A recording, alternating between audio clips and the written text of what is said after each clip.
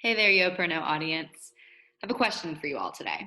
How many of you have been told your entire life to always keep your resume updated? Now, how many of you have actually kept your resume updated? Is your resume collecting cobwebs somewhere in the back of a notebook that you kept in college? Before I got involved in any of this work with YoProKnow, mine certainly was. If any of this sounds like you as well, it might be time for you to see a pro. Luckily for you, we actually know one. Stacy Mailer should be a familiar face for those of you who watched her story with us on our podcast and video series a couple of months back. She owns her own company, Next Level Career Coach, and has an array of services for you to check out. When you use any of her services, you'll actually get a 10% discount when you say you're a part of the YoProKnow audience, which I'm very excited to offer. So what are you waiting for? Your resume is definitely waiting on you.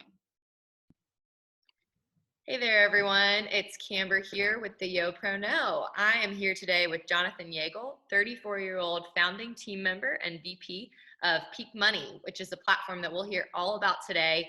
They are here to help you reach your saving goals. So I'm excited to learn about that. Jonathan and I were actually connected through a previous interviewee, somebody who I know from several years back, Blake Bozarth. He has really been a great mentor to me.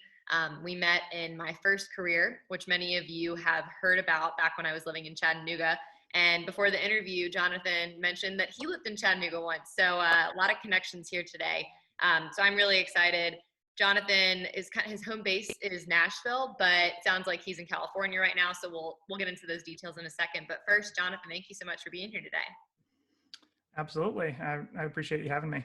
Awesome. Well, first off, if you could just go ahead and start by giving us a brief background. So who you are, where you're from, your job, and then we will dive into those details. Sure thing. So yes, I'm Jonathan Yagel, originally from Virginia. I actually was a Navy brat, so moved around a lot growing up, but was born in Virginia, ended up back there for high school, went to the University of Virginia for undergrad, and then actually also did a master's there. Both of those were actually in English, which I am a huge fan of and love. It didn't have a clear career trajectory coming out of it. A lot of my classmates wanted to teach. That wasn't particularly something that I wanted to do, but really just love words and literature and language. And so I was excited to study that. And so coming out of school, I had a lot of uncertainty, honestly. I wasn't sure what I wanted to pursue. I think there were a lot of different things that I was really interested in.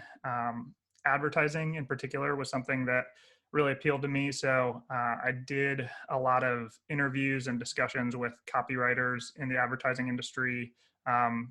Did a couple of initial interviews and was kind of looking at that field, but sort of what I heard is that it's a very cyclical hiring process. So generally they're hiring closer to when they want to be bringing somebody on. So it's not something that you do farther in advance. And kind of when I was in the middle of that process, I actually had an opportunity to go down to Brazil and help to teach at a school there.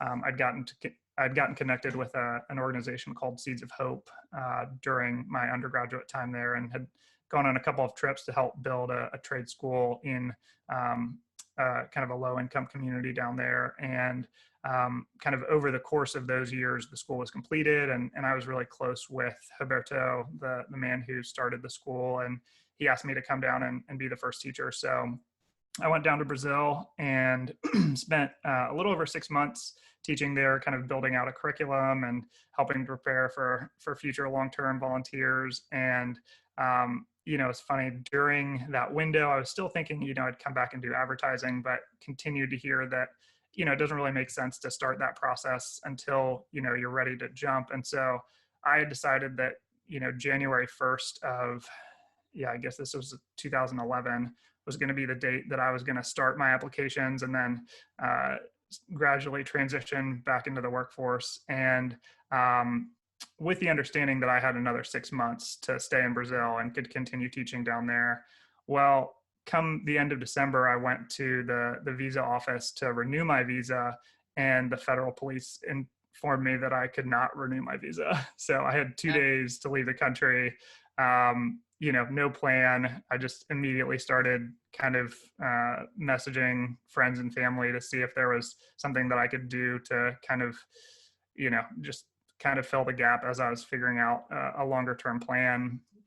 And one of those people that I reached out to was a friend of my brother's, actually in Chattanooga, and they were recent college graduates. They were starting a company, actually a company that they had developed as kind of a senior business project.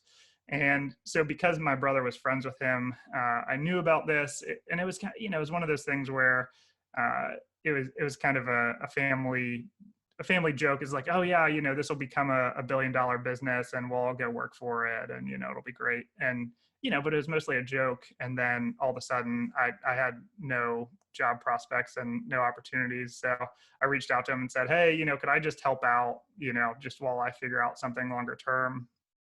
And at that point, I don't really think I even knew what a startup was. I don't know whether that was just kind of, now I think startups are a bigger part of the culture generally, but also, as an English major, I just was not tracking with what was going on in the business world. So, being part of a tech startup was not something that I aspired to or really thought that I was qualified for at all, but Right. That's how it always reached happens. out to this. Yeah. Well, it certainly was for me. So I reached out to him. He said, yeah, sure. We're looking for a director of marketing.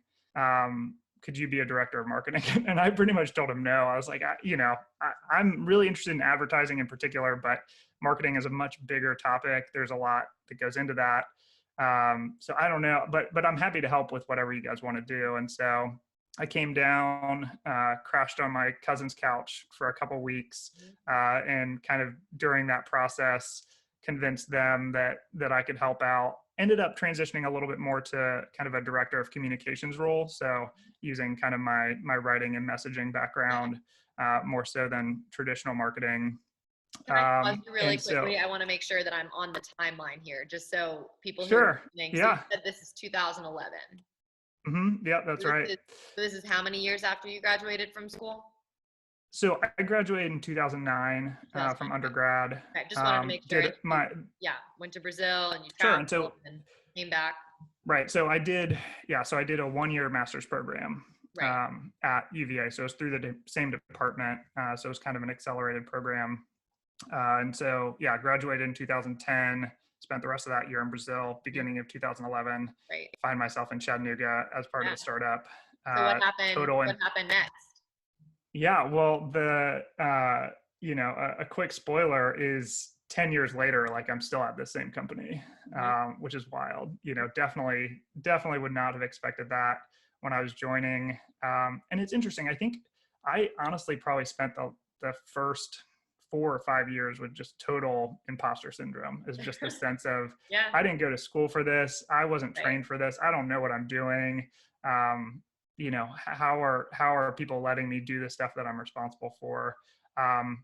And I think I'm fortunate in that a lot of startups kind of have to be that way. A lot of times you're figuring things out and developing something new, and so there isn't necessarily the same level of certification or validation that you might get in other fields. So I think it was a little bit more forgiving than some fields, but I honestly was just very fortunate in terms of the people that I worked with and the opportunities that I had to kind of learn as I went. And so, I mean, it's a long story, but essentially that initial company went through a variety of different pivots. The original company was a social network kind of mixed with a rewards program. Okay. So it was focused on sort of encouraging active lifestyles. The idea was you would post your personal accomplishments, and then other people had the opportunity to give you points for those accomplishments. So it's similar to a like or an upvote, but you could choose between. Different name. Yes. So yes, the original company was Life Craze. Okay. And so Life Craze was this, points-based social network. We worked with brand partners to provide rewards so people could cash in those points to get discounts on different products. And so it really was a whirlwind there initially, just, figuring a lot of these things out. Really, my first task and project when they hired me on was to launch our product at South by Southwest, which is a big tech and entertainment festival in Austin in March. And so, I joined in mid-January, and, a couple months later, I'm supposed to launch this product Yeah. at South by Southwest, which, at that time I didn't even know what it was. So again, very steep learning curve, but just fortunately was able to talk to a lot of people who were familiar with that. But really, I think going to South by and just seeing sort of the broader tech entrepreneurship industry, I think was really appealing.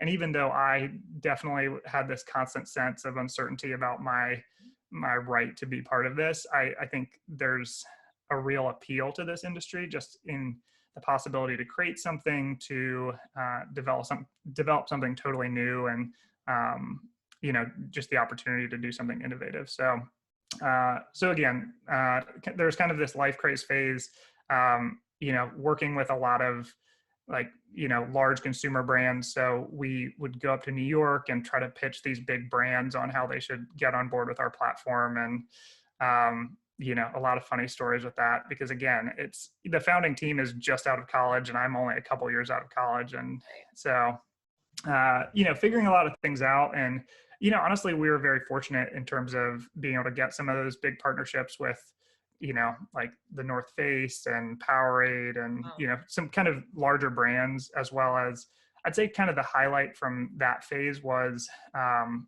kind of that next summer was the London Olympics. And so we were launching, initially it was a website, but during the summer of 2012, we were launching our iPhone app.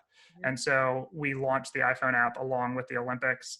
And, I think it's interesting because now they've gotten more and more restrictive on these types of things, and just, kind of the brand ambush is definitely very frowned upon now. But we actually reached out to a number of Olympians directly. And so our pitch was, we had 12 Olympians who are using Life Craze in London to kind of track their experience. And so I don't know, that it was a really fun time just to get to do those kinds of like large scale public brand campaigns. Yeah, and this is really at the beginning of your career, which I mean, I don't want to, I want you to come back to what you were just mentioning, but I do want to make sure that, I want to get the full story. So Sure, after this phase, at the beginning, the Olympics, mm-hmm. what were you doing next? I mean, I kind of jump maybe to what you're doing right now, and then hit on some of the milestones in the past 9 years, because I'm sure there have been many. Yeah, absolutely. So kind of the accelerated kind of through line is from Life Craze, we ended up transitioning that into more of a B2B product. So again, I can talk more about why that was, but it became a company called Spire, which was offering a similar kind of product for companies and for their employees. And so really as a team, we shifted towards health and well-being. So again, happy to talk about kind of what led to that and everything that's involved. But so really the bulk of the last 10 years have been with that company, Spire, in the health and wellness industry. And then this company, Peak Money, is relatively new. We launched about 2 years ago, and specifically started applying kind of the principles that we developed both in kind of the general consumer tech space, but also in the corporate wellness space for personal finance. And so again, happy to kind of provide the details, but yeah, really right now we are a team that's applying digital wellness principles to helping people save money and manage their money in a healthy way. Thank you for that recap. I mean, there's so much that I want to unpack, but obviously I'm mindful of time, so I'm going to be careful about the questions that I ask, and that anyone who wants to, connect with you afterwards, we're going to make sure we give them all your information. But you mentioned three phases essentially. You've had like 3 cycles of this company. One question right off the bat, you mentioned earlier, maybe it was before the interview, you have 6 founding members. Is that right? Mm-hmm. Yep, so that's right. How has that looked? I mean, like, what is the collaboration? How did you, like 6 people at the beginning sounds like a lot in my opinion. So how did you work through some of those probably challenges, I would imagine? And what does that look like now? Is it just a team of 6? How many people do you work with now? Yeah, sure. That's a great question. So, yeah, so one of the guys was one of the original founders of Life Craze, Michael Brooks, and so he's been kind of the constant pretty much the whole way through. Out of the rest of the team, I've been part of the group the longest, but I think everybody else, well, yeah, three of the other team members joined Life Craze pretty early. I think in 2011 or maybe 2012. So really, it's been great. I think one of the things that has kept our team together is our ability to collaborate and kind of a shared desire to build similar products that are very focused on people and are really aimed at helping people to achieve their goals, to improve their lives. And so I think we've developed a strong working relationship, and that's why kind of through these cycles, this core team has stayed together, and we've our team has grown to different sizes, kind of through different cycles and kind of different ups and downs. But this particular group has been working together for a while, and then the last and yeah, it's a little bit tricky, but the last kind of additions to our team came when we were deciding to split out and start Peak, which came from the banking and financial services space, because obviously, there are principles and kind of general best practices that we understood, but the financial industry is a heavily regulated and very complicated space, and so it's not something that we would have been able to step into just learning as we go. And so we were actually very fortunate to get paired with a number of team members who have spent decades in the financial Really? services space. And so, I think that would probably be the place that there would be the most potential for tension, just because, people coming from different backgrounds. Yeah. But I really think that kind of the shared vision and desire for similar products and a similar mission helped to really align both the people who came from the Spire background and the people who were joining kind of at the Peak phase. Okay, thank you. Wow, the fact that you've been there through so many of those phases is really probably just so beneficial, because you've learned so much and you've seen so much. And one of the questions I always like to ask people that I interview is, what has been a hardship for you? Because so far, I'm sure there have been many hardships along the way, but you've really spoken of your experience quite positively. So what are some hardships? And not to say that you can't look at hardships negative, not that you can look at them, negatively, but I'm curious what kind of hardships you did go through, and what did you learn from, just since you started your young professional career. Yeah, absolutely. So really, I mean, the kind of the pivot point that stands out to me most, that I kind of think back on, was really during that first year in particular, and really adjusting to it over the next several years. But coming out of an academic environment where there's a very traditional structure, there's a very clear path, um, and then transitioning into a startup where there's almost no structure and there's no path, I think that uncertainty was the largest difficulty for me. There were a number of times where I was asking these initial founders, like, hey, what's the definition of my role? What should my goals be? Who do I need to talk to? And eventually they kind of just said, we don't know. We have our own things that we're working on. We're trying to figure out a lot of things at the higher business level. So we just need you to figure it out. And I think coming from, not even just undergrad, but also the kind of the master's level, post grad, that was really hard for me, because I was very much used to being able to go to an office hours and say, okay, like, I don't understand this text. I don't understand this assignment. Can you just really spell it out for me? And so I think transitioning from kind of a very structured path to sort of an open-ended environment was really challenging. And it forced me to kind of learn how to take initiative, because I think I love school and I really enjoyed being in an academic environment. But for me, at least personally, I tended to be a very passive student in some ways. I was just waiting for people to tell me what to do. And I think in the professional world in general, but certainly in a startup, it really requires a proactive approach. And so I think developing that and learning to take initiative, again, just the example that we're talking about, just, I just sent Facebook messages to, hundreds of Olympians and just said, hey, we're doing this program, I didn't necessarily get approval or a sign off to do that. I just realized that that was an opportunity and had to kind of go after that myself. And so I think that was really a challenge. And then just in general, because you just have so little structure, that sense that I already mentioned of not necessarily feeling like you're qualified to do what you're doing, it was kind of a constant specter for me, I would say. Great. I mean, that is makes complete sense, and I would say that anyone that comes from academics into any industry probably, I would say startups a little bit more than most, and I think it's pretty applicable to a lot of industries because there is so much structure. And when you get outside of that, you do have to really take a lot more initiative than you may have been used to. So I think that's very applicable. So I'm mindful of our time, and I do want to talk more about Peak Money itself because Sure. you mentioned at the beginning there's a cool tool that you'll be able to share with our audience, and so I want to give you the floor to share that and share more about Peak Money so people know what it is and how they can take advantage of it.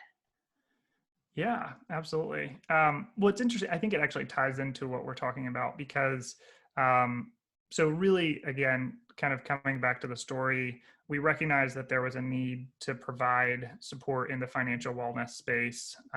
Just that people are really stressed about their money and need support in that way.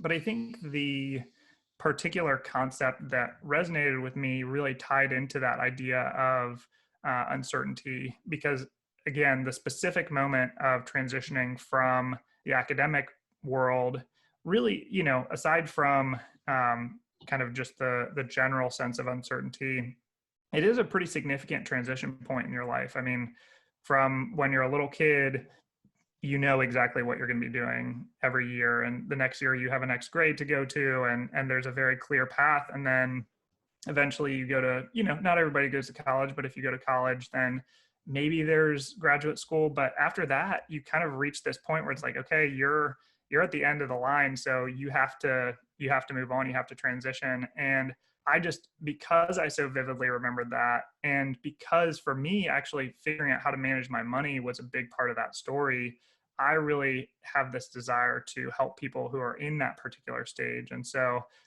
in setting out to try to build Peak, we actually were specifically thinking about that kind of stage of life and that experience of this big shift. You're oftentimes moving, you're starting a new job, you're figuring everything out, and because money can be a really stressful part of that, we wanted to provide a tool that could essentially simplify and provide the guidance that you need to manage your money in a healthy way. And so in talking to people, what we heard was that the thing that they would like to do more, or the thing that they would like to improve in terms of their money management, is savings.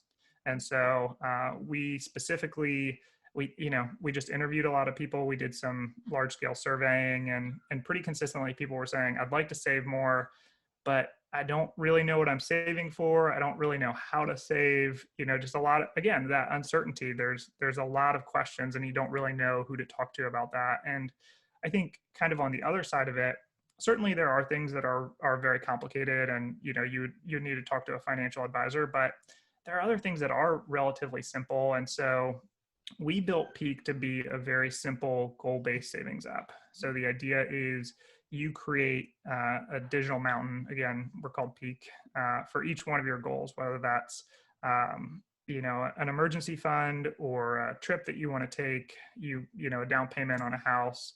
And so instead of just kind of pushing all that into the savings account in your existing bank account, you actually link Peak to your account and put that money into Peak. And then you can kind of divide it according to those specific goals so that you can see your progress towards those. You can keep track of how close you are to those particular goals. And then we'll also recommend a savings plan around what your timeline is. So if you know that you want to have $1,000 next month, I mean, it's pretty basic math to say, okay, well, there are, 52 weeks in a year and it's $1,000. So I'm gonna have to save about $20 a week. But, even that little bit, again, I'm an English major. I have had an aversion to math for for a lot of my career. I think eventually that started to turn around, but even that simple calculation can be intimidating enough that people just won't do it. And so if you just put it into Peak and say, this is what my goal is and this is when I want to have it, we can provide that information and automate your transfers so that it's really easy. And then some other things like, I don't know if you're familiar with roundups, but essentially you connect a debit or a credit card, and then every time you swipe, a little bit of money goes towards your goals. So again, just providing guidance, providing automation to make it super easy. So often finances are really intimidating or can be very like shame based. I think a lot of the financial services industry is just like, you spent too much this month, you just totally ruined your budget.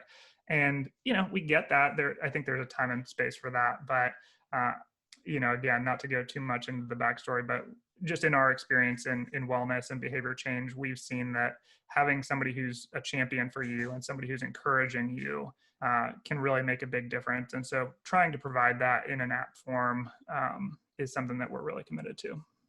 Awesome. I mean, well, from what I've looked at, it definitely appears to be that way. And I hope that our audience members can take advantage of it and see that too, because the word that you've said, throughout this interview is uncertainty. And that is something that a lot of young professionals face. One thing I wanted to point out that you mentioned a couple of minutes ago was this idea of, you're growing up and you always know what grade you're going to go to next. You know that if you're in college, you might have grad school is your next step. You might be going to get, your PhD. Like there's all these steps. And then once you finally get to that point where there's no other steps in front of you, you're like, what do you do? And so the uncertainty piece, I think that's great because all good startups come from recognizing a need, and clearly you guys saw the need. So how can people take advantage of this platform? How can they find you? What ways? Of course, we'll share those links, but how can they really take advantage of it? Yeah, absolutely. So, I mean, another thing, just in talking to people don't necessarily want to pay for this kind of thing. I mean, it's funny because you would think as much as it's a problem, like, you're used to paying for things that make your life easier. But I think for whatever reason, that's a difficulty when it comes to apps. And so, Peak is totally free. That's a big part, especially for somebody who's just getting started trying to figure these things out. And so, yeah, it's a free app. You can get it at peakmoney.com, peakmoney.com. There is an iPhone app, but really on any device, iPhone or any phone or tablet, computer, you can create an account. Yeah, I mean, we try to make it as easy as possible. And yeah, one of the things that we've talked about, we actually would love to offer a savings match for your audience. Again, we're excited for people to check it out, and just as an extra reason to pull out your phone or your computer and try it out. We can match the first $20 that somebody saves with Peak that's in your audience. So that'll be through the end of this month. But yeah, all you need to do, just create a Peak account and then email match, MATCH, at peakmoney.com with the phrase "get in the know" as the subject line, and we'll match your first $20. So you'll be a little bit closer to whatever that goal is that you have. Love it. Well, thank you, Jonathan. I'm excited to share this with our audience because in my research that I've done with this audience, one of those, big problems that people face as young professionals is managing their finances. And, a lot of questions, a lot of uncertainty. It's kind of that buzzword for today. And so I'm very excited to share this with them. And thank you for, your generosity in offering that. Is there anything else, any last minute words of advice that you want to share before we wrap things up? No, I mean, I think one of the things that we often say about startups is that the hard thing is that there's no floor, but the nice thing is that there's no ceiling.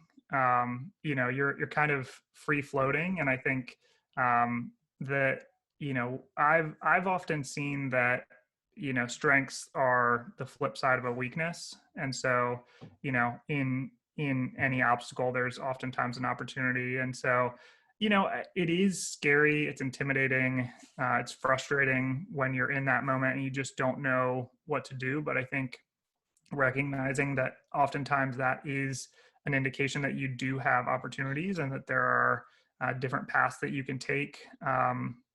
I think all of us have also felt frustrated in those years when we're in school and we don't have control over our lives. We don't get to choose what we're doing or how we're spending our time. And so, I know, it's not something that you just decide to change your perspective on a whim, but I certainly have come to recognize that in those moments when there are a lot of branching paths in front of you, that really can be a blessing. And so, I hope that people who are listening now, who are kind of navigating that situation at this moment, will over time get to see that really is a cool opportunity, and that you do have a chance to determine your future.